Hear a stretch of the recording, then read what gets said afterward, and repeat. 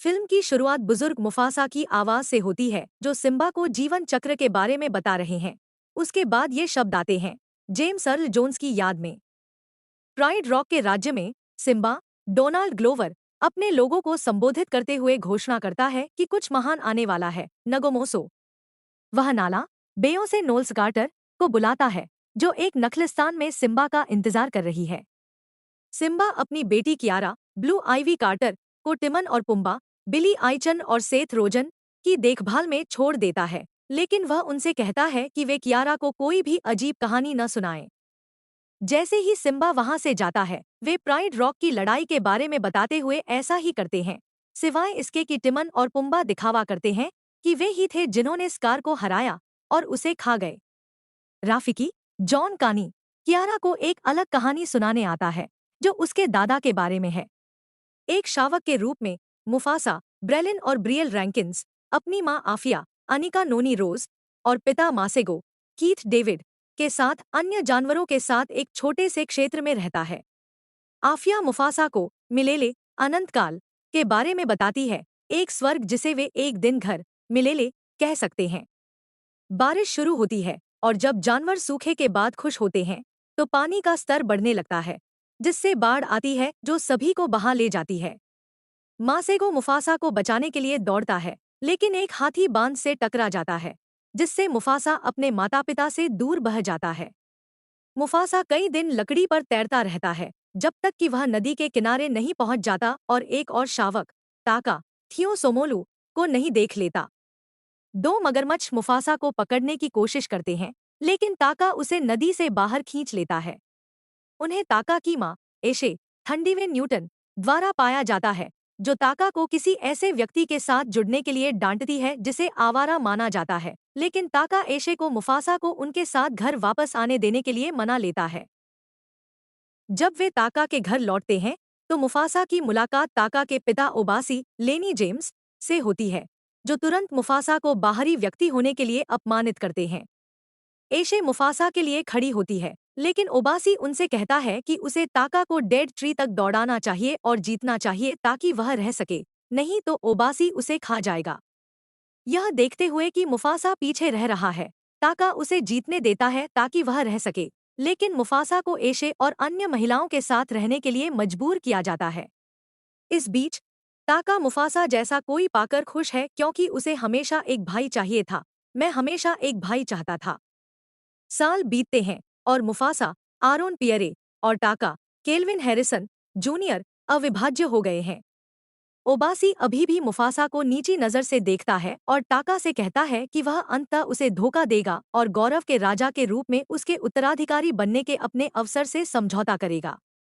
Mufasa एशे के करीब रहता है, जो उसे एक बेटे के रूप में देखने लगी है, लेकिन वह अभी भी अपने असली माता पिता के साथ फिर से मिलना चाहता है। बाद में झुंड पर दो सफेद शेरों ने हमला किया, जो सिर्फ आउटसाइडर्स के नाम से जाने जाने वाले समूह से थे। मुफासा एशे को बचाने के लिए दौड़ता है, जबकि ताका घबरा जाता है और भाग जाता है। मुफासा शेरों में से एक, सचू से भी लड़ता है और उसे घातक रूप से घायल कर देता है, जबकि दूसरा शेर पीछे हट जाता है।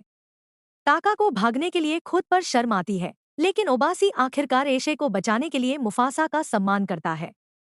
ओबासी आउटसाइडर्स का पता लगाने के लिए एक स्काउट भेजता है और स्काउट पीछे हटते हुए शेर को अपने नेता, किरोस मैड्स मिकेलसेन, के पास जाता हुआ पाता है, जो अपनी दो बहनों, अकुआ जोआना जोन्स और अमारा फॉलेक ओलोवोफोएकू, के साथ शासन करता है। किरोस यह जानकर क्रोधित हो जाता है कि शेर ने उसके बेटे सचू को मरा हुआ समझकर छोड़ दिया है, और वह दूसरे शेरों से बचे हुए शेर को फाड़ने के लिए कहता है। स्काउट वापस जाकर ओबासी को चेतावनी देता है कि आउटसाइडर्स के पास हर एक के लिए दो शेर हैं और वे उनकी ओर बढ़ रहे हैं। अगले दिन कीरोस और उसके शेर ओबासी और उसके गौरव पर हमला करने के लिए आते हैं, बाय बाय, जिससे मुफासा और टाका को भागने पर मजबूर होना पड़ता है। वे सुरक्षित रूप से झरने के ऊपर से गुजरते हैं, लेकिन एक और सफेद शेर उनके पीछे कूद पड़ता है। दोनों सुरक्षित रूप से भागने में कामयाब हो जाते हैं और मिलेले को खोजने के लिए खुद ही आगे बढ़ना शुरू कर देते हैं। अपनी यात्रा में उन्हें एक शेरनी, साराबी टिफनी बून, मिलती है, जो चुपचाप उनका पीछा कर रही थी। वे साराबी के निजी स्काउट जाजू प्रेस्टन न्यमन से जुड़ जाते हैं। पास में एक युवा राफिकी कासिगो लेडीगा को उसके कथित दर्शन के कारण अन्य बंदरों के साथ उसके समुदाय से निर्वासित कर दिया जाता है। उसका एक दोस्त जूनिया थुसो मबेदू उसे जाते हुए देखकर दुखी होता है, लेकिन राफिकी आगे क्या होने वाला है इसके लिए आशान्वित है। राफिकी शेरों और जाजू से मिलता है और शेरों द्वारा उसे खाने की कोशिश के बाद माइलेले को खोजने की उनकी खोज में उनके साथ शामिल हो जाता है। मुफासा बाद में राफिकी से बात करता है क्योंकि उसे तुरंत मैनड्रिल पर भरोसा नहीं होता है, लेकिन वे एक समझौते पर पहुंच जाते हैं क्योंकि राफिकी को पता लगता है कि मुफासा किस दौर से गुजर रहा है। मुफासा समूह को माइलेले वी गो टुगेदर की ओर ले जाना शुरू करता है, जबकि किरोस और आउटसाइडर्स ओबासी एशे और उनके बाकी प्राइड को मारने के बाद उनकी गंध का पता लगाना शुरू करते हैं। ताका सर्बी में रोमांटिक रुचि व्यक्त करता है, लेकिन वह मुफासा से सलाह मांगता है क्योंकि उसने बड़े होने के दौरान महिलाओं के साथ उतना समय नहीं बिताया है। मुफासा उसे कुछ शब्द बताने की कोशिश करता है, जैसे कि उसके पास मौजूद फूलों की खुशबू की ओर इशारा करना, लेकिन ताका सर्बी के सामने असहज हो जाता है। जाजू जल्द ही बाहरी लोगों को उनके लिए आते हुए देख लेता है, इसलिए सर्बी एक मधुमक्खी के छत्ते को जमीन पर फेंककर हाथी की भगदड़ मचा देती है। वह गिर जाती है और लगभग कुचल जाती है जब तक कि मुफासा उसके शरीर को नहीं बचा लेता। बाहरी लोगों से बचने और भगदड़ से बचने के बाद मुफासा सर्बी को बचाने का श्रेय ताका को देने की कोशिश करता है। समूह कुछ बर्फीले पहाड़ों पर छिपने के लिए जाता है। वे अपने रास्ते छिपाते हैं ताकि बाहरी लोग उन्हें न ढूंढ सकें। रात में सारा भी मुफासा से कहती है कि वह जानती है कि उसने ही उसे बचाया था, साथ ही वह उस भूमि के फूलों को भी जानती है जहां से वह आती है। वे प्यार में पड़ने लगते हैं। मुझे बताओ कि यह तुम हो, लेकिन ताका यह देख लेता है और मुफासा द्वारा धोखा महसूस करता है। भाई ने धोखा दिया। वह किरोस और बाहरी लोगों का पता लगाता है और मुफासा को नीचे लाने के लिए उनके साथ गठबंधन बनाता है। समूह अंततः माइलेले पहुंच जाता है, जो मुफासा की कल्पना के अनुसार उतना ही सुंदर है। दुर्भाग्य से किरोस और आउटसाइडर्स ने ताका द्वारा पीछे छोड़े गए सुरागों की बदौलत उन्हें खोज निकाला है। मुफासा को पता चलता है कि ताका जिम्मेदार है। उसका औचित्य यह है कि मुफासा ने वह सब कुछ छीन लिया है जो उसके लिए था, राजा और साराबी बनने का उसका मौका। किरोस के साथ एक छोटी सी हाथापाई के बाद मुफासा घाटी के अन्य जानवरों को विपत्ति का सामना करने के लिए एक साथ खड़ा करने के लिए जाता है, भले ही उनमें से कुछ उसे आउटसाइडर्स को अपनी भूमि पर लाने के लिए दोषी ठहराते हैं। मुफासा एक गुफा में गिर जाता है, जहां कीरोस उसके पीछे जाता है। साराबी के नेतृत्व में अन्य शेरनियां आउटसाइडर्स के खिलाफ वापस लड़ती हैं। ताका मुफासा और कीरोस को ढूंढती है, फिर मुफासा पर वार करने के लिए कूद पड़ती है, जिससे कीरोस उसका चेहरा काट देता है और ताका को उसका प्रतिष्ठित निशान दे देता है। जैसे ही अकुआ और अमारा उसे मारने के लिए तैयार होते हैं, जिस चट्टान पर वे खड़े होते हैं वह बड़े जानवरों के हर जगह हमला करने के कारण ढहने लगती है, जिससे आउटसाइडर्स की मौत हो जाती है और साथ ही वह चट्टान भी बन जाती है जो अब प्राइड रॉक बन गई है। मुफासा और कीरोस पानी में गिर जाते हैं, लेकिन कीरोस एक गिरते हुए पत्थर से कुचल जाता है और पानी में और आगे घसीट जाता है। मुफासा तैरकर ऊपर आता है और ताका मुफासा को डूबने देने के बारे में सोचता है, एक राजा की जय हो से पहले का क्षण, लेकिन वह उसे ऊपर खींच लेता है। दूसरे जानवर मुफासा को अपना राजा मानने लगते हैं, भले ही वह शुरू में इस अवसर को अस्वीकार कर देता है और खुद को नेता के रूप में नहीं देखता। राफिकी उसे विश्वास दिलाता है कि उसने जानवरों को एक साथ लाया है और वे सम्मान में उसके सामने झुकते हैं। जाजू मुफासा को ताका को निर्वासित करने का आदेश देता है, लेकिन मुफासा उसे माफ करने का विकल्प चुनता है, हालांकि वह ताका को उसके नाम से पुकारने से इनकार करता है। वह अपने अपराधों की याद दिलाने के लिए स्कार नाम से जाने का फैसला करता है। कुछ क्षण बाद मुफासा आफिया से फिर से मिल जाता है, हालांकि वह पुष्टि करती है कि मासेगो अब जीवित नहीं है। मुफासा अब एक नए परिवार के साथ प्राइड रॉक पर चढ़ता है और एक शक्तिशाली दहाड़ता है।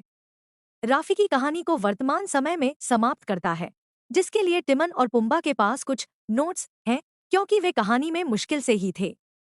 कियारा राफिकी से कहती है कि वह चाहती है कि वह मुफासा से मिले, लेकिन वह उसे बताता है कि मुफासा उसके भीतर रहता है। वह आसमान की ओर देखती है और दहाड़ना शुरू कर देती है, ठीक उसी समय मुफासा का चेहरा बादलों में दिखाई देता है और वापस दहाड़ता हुआ दिखाई देता है। सिम्बा और नाला अपने नए शावक उसके भाई कियोन के साथ कियारा के घर आते हैं। फिर कियारा अपने भाई को एक महान राजा की कहानी सुनाती है। जबकि सिम्बा और नाला एक निजी मामले के लिए बाहर गए हुए हैं, उनकी बेटी कियारा को टिमन, पुम्बा और राफिकी की देखभाल में रखा गया है। बुद्धिमान बूढ़ा मैनेड्रिल कियारा को यह कहानी सुनाना शुरू करता है कि कैसे उसके दादा एक महान राजा बने। एक शावक के रूप में मुफासा बाढ़ के बाद अपने माता पिता से अलग हो जाता है और वह ताका नामक एक युवा शावक राजकुमार और उसकी मां एशे की देखभाल में आ जाता है। ताका के पिता राजा ओबासी मुफासा को भटका हुआ होने और ताका के राजा बनने के मार्ग में संभावित रूप से समझौता करने के कारण घृणा करते हैं। हालांकि मुफासा और ताका जल्दी ही भाई बन जाते हैं। जब वे बड़े होते हैं तो उनके गौरव पर आउटसाइडर्स नामक एक समूह द्वारा हमला किया जाता है। उनके नेता किरोस मुफासा से अपने बेटे सचू की हत्या का बदला लेना चाहते हैं, जब उसने और एक अन्य आउटसाइडर ने गौरव पर हमला किया था। आउटसाइडर्स ओबासी और उसके गौरव को मार देते हैं, जबकि मुफासा और ताका भाग जाते हैं। मिलेले नामक स्वर्ग की यात्रा पर वे साराबी, जाजू और राफिकी से मिलते हैं, जो उनकी खोज में शामिल हो जाते हैं। ताका साराबी के प्यार में पड़ जाता है, लेकिन बाहरी लोगों को उनके रास्ते से हटाने के लिए मची भगदड़ के दौरान उसकी जान बचाने के बाद वह मुफासा के लिए भावनाएं विकसित करना शुरू कर देती है। ताका इसे विश्वासघात के रूप में देखता है और मुफासा को हराने के लिए किरोस के पास जाता है। समूह माइले तक पहुंच जाता है, लेकिन किरोस और आउटसाइडर्स हमला कर देते हैं। मुफासा आउटसाइडर्स के खिलाफ लड़ाई में दूसरे जानवरों को साथ लाता है। मुफासा किरोस से लड़ता है, जबकि जानवर भूकंप का कारण बनते हैं, जो आउटसाइडर्स को मार देता है और प्राइड रॉक का निर्माण करता है। कीरोस को एक बड़े पत्थर के गिरने के बाद उसकी पानी वाली कब्र में भेज दिया जाता है, जबकि टाका अपने विश्वासघात के लिए पछतावा महसूस करने के बाद मुफासा को पानी से बाहर निकालता है।